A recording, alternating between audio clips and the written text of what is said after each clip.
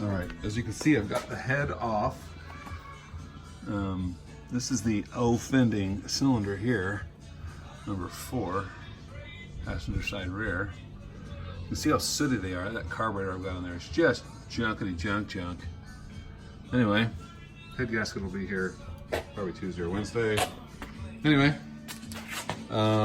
this is how the valve setup works in these things. Obviously, this is the exhaust valve. It's sooty and whatnot. I ordered a new one just because it's like $10. So I'll get a new one in, make sure it's not, looks like it could have a little bit of not sealing really well. I don't know.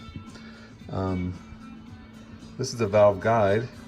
They don't take seals, it's just a guide. It's the exhaust anyway, and they sit where they sit. They don't drip oil down them because they're sit upside down, so only suction would pull it in there. So anyway, so the valve essentially sits like that, and then the guide would go down like that.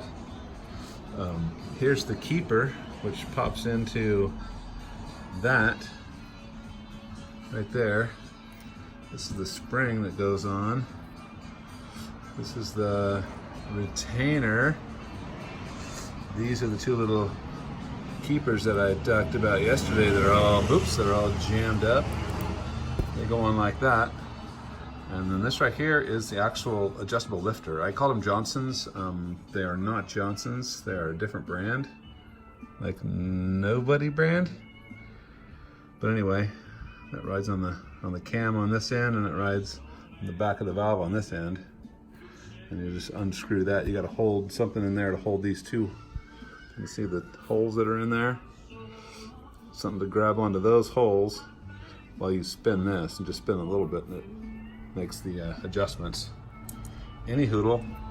On this thing, the way you can actually do it is that you can actually assemble the entire valve setup,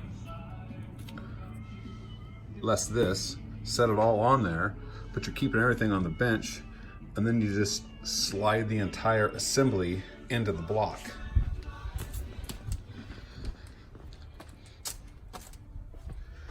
So it slides right into the block right there where the valve seat goes, and it goes all the way through there, and then you put the keeper in on the inside, which you guys have seen on the inside, and the keeper keeps it in there. It's kind of a cool setup for a glorified Briggs & Stratton, but this thing is just running fatter than fat. Float level's all jacked bad, I think, in it, plus it's just junk. Anyway, so on to the next installment. Clean everything up and wait for parts. And if you're doing this yourself, make sure you have to put thread sealer on all the head bolts on the thing, because they weep through to the water. Awesome design. Anyway, where she stands on the 53 Merc today.